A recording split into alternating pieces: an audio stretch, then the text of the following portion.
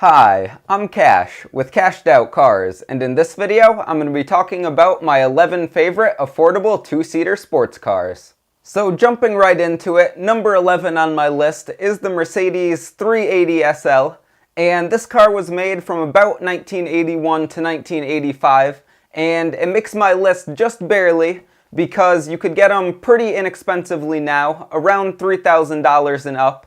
And what's really cool about them to me is that they are kind of classic cars now, and that they come with a 3.8 liter V8, which sets them apart from most of the other cars on this list.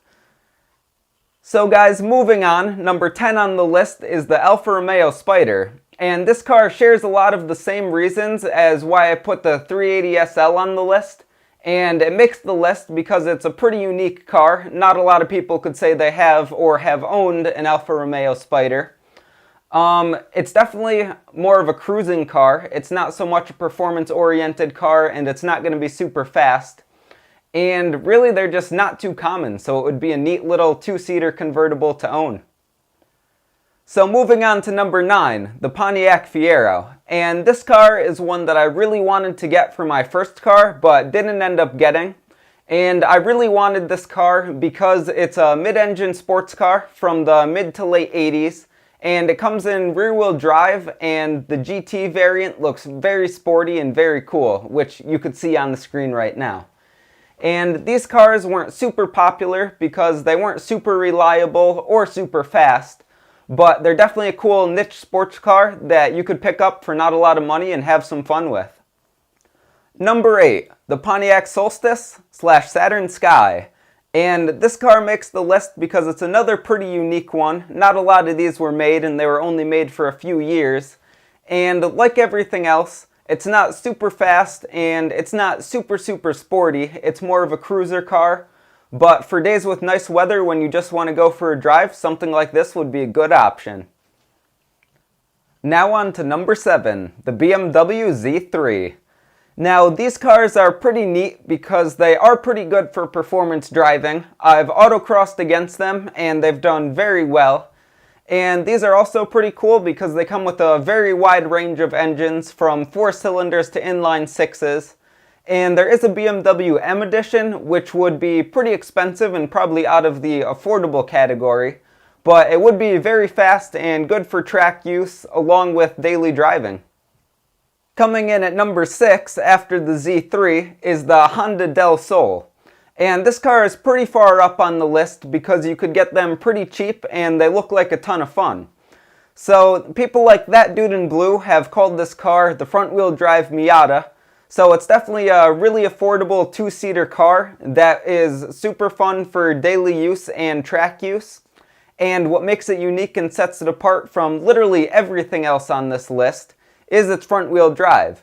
So that means you're probably not going to be pulling mad skids with it and getting super sideways, but it could be a very fun car to pick up and play around with.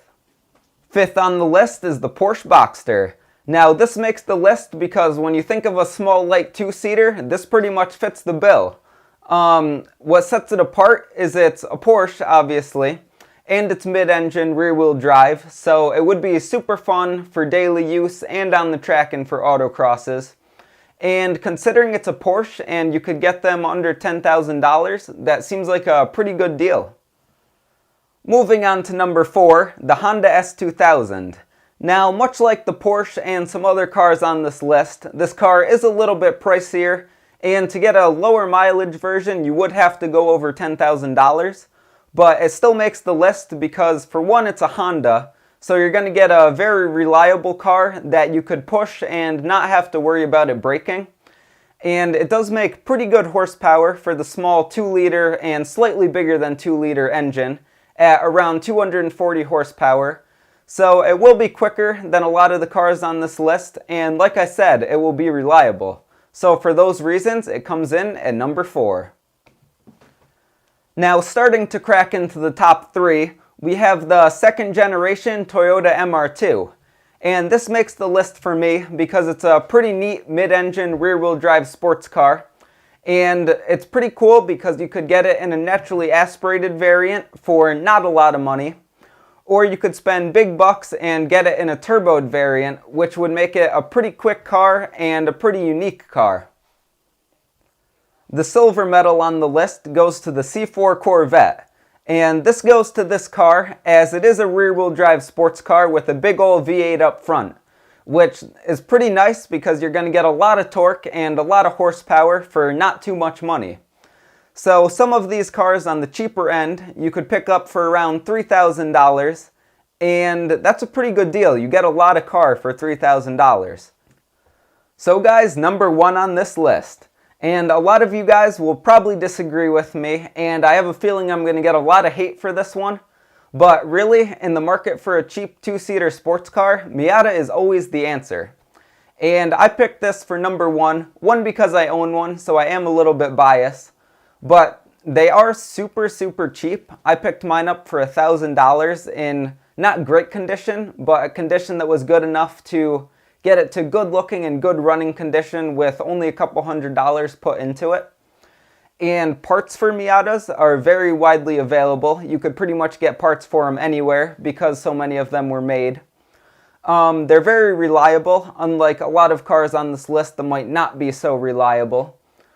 It is rear-wheel drive, so you could drift it or do autocrosses and have a lot of fun getting sideways with them.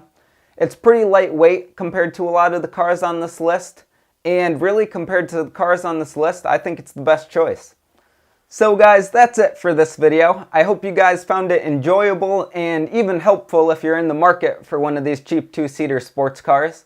So if you guys disagree with any of my picks on this list or want to add to the list, feel free to comment down below to help some other people out. And as always, thank you for watching.